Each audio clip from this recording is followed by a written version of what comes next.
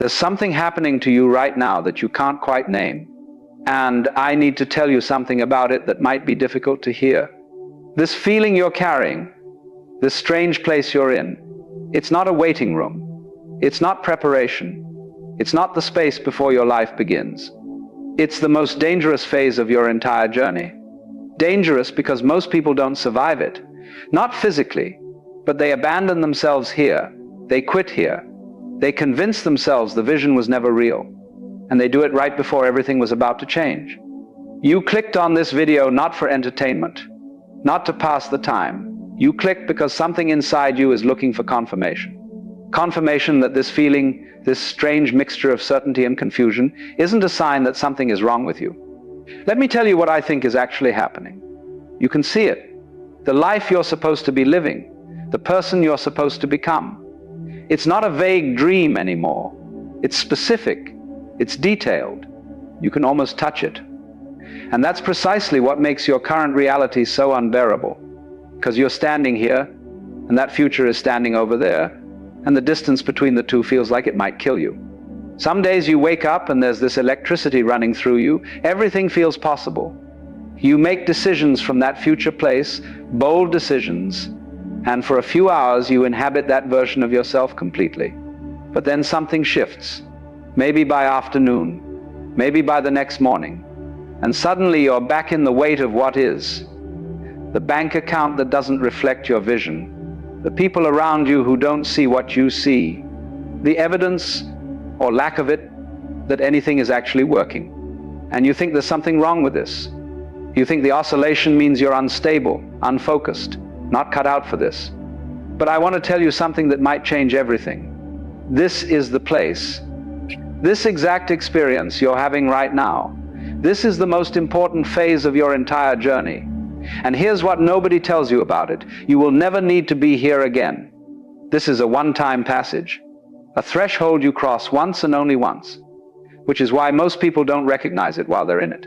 They think it's a waiting room. They think it's the space before their life begins. It's not. This is where your life is actually being decided. Let me explain what's really happening when you feel like you're living in two realities at once. There's the reality everyone else can see, the one with the struggle, the building, the waiting, the not yet. This is the reality that shows up in your circumstances. The reality you have to explain to people. The reality that makes you feel like you're behind. And then there's the reality you feel, the one where the future version of you isn't imaginary at all. It's more real than what's in front of you. You can feel that person's confidence, their calm, their certainty. You know how they think. You know how they move through the world. And on your best days, you make decisions from that place.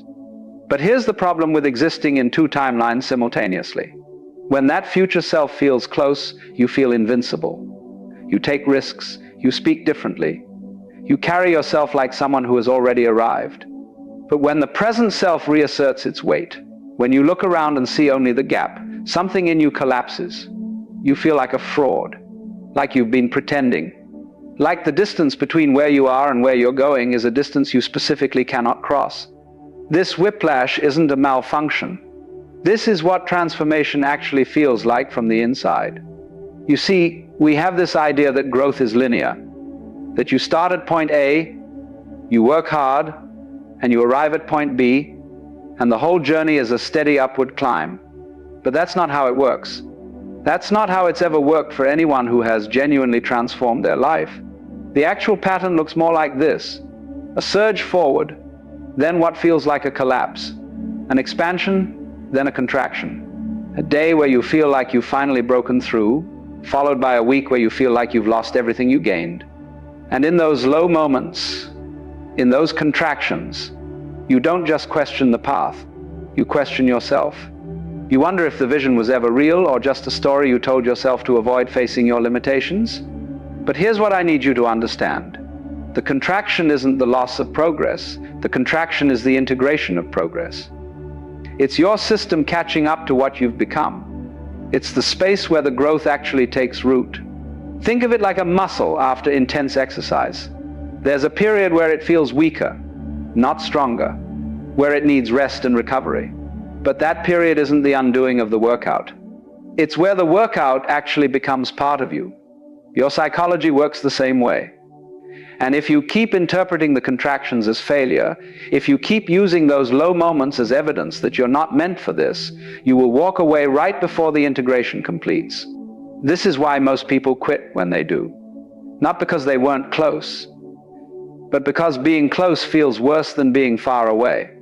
Now let me tell you what it actually means to be ready, because you've probably been misunderstanding this your entire life. You think being ready means feeling ready. You think it means having confidence, having clarity, having some kind of stable internal state that doesn't waver. And so you wait. You wait for the doubt to go away. You wait to feel certain. You wait for the fear to stop. But that's not what readiness is. That's not what it's ever been. Readiness is what you do when you don't feel ready. It's the action you take on the morning when everything in you is screaming to stay in bed. It's the work you do when there's no external evidence that the work is leading anywhere. It's choosing the hard right thing over the easy wrong thing when nobody is watching and nobody will ever know. This is what preparation actually looks like. Not motivation, not inspiration. Just the decision to keep going when every feeling you have is telling you to stop.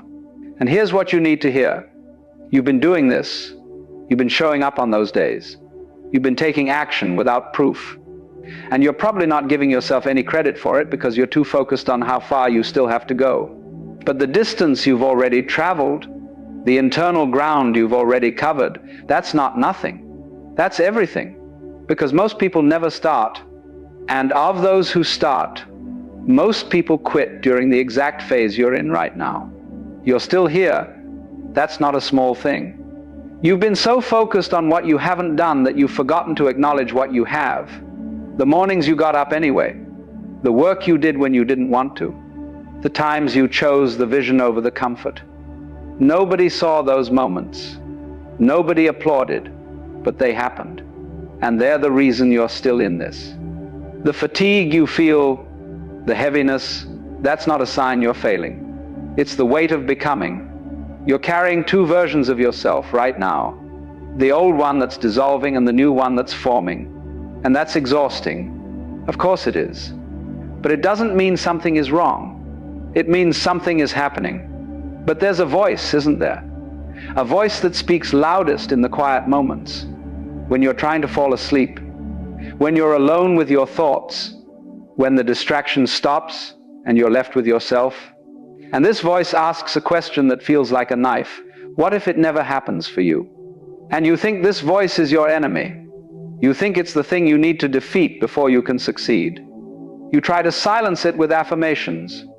You try to drown it out with motivation. You try to argue with it, to present evidence, to build a case for why it's wrong. But what if that voice isn't trying to stop you? What if it's trying to test you? You see, there's something that happens when a person commits to a path that will genuinely transform them. The commitment gets tested. Not once, but repeatedly. And the tests don't come from outside, they come from within. They come in the form of doubt, exhaustion, the seductive logic of giving up. And every time you feel that voice rising, every time you hear the question, what if this isn't for you? You're not being attacked. You're being asked. You're being asked, do you actually want this? Or do you just like the idea of wanting it? And here's how you answer. Not with words, not with affirmations, not with arguments. You answer by what you do next. If this were just a fantasy, you would have found an easier story by now. You would have negotiated yourself into something more comfortable, something with less resistance, something that didn't require you to keep walking into uncertainty every single day. But you're still here, still asking when, not if. And that tells me something about you that you might not see in yourself. You have faith, not the clean kind, not the comfortable kind. A messy faith, a faith that coexists with doubt, that gets shaky and uncertain, that sometimes feels more like stubbornness than belief. A faith that doesn't feel like faith at all because it's wrapped in so much questioning. But it's faith nonetheless, because you're still in the game. You haven't walked away. And that means somewhere inside you, deeper than the doubt, there's a knowing that won't let you quit. That knowing is the only proof you need.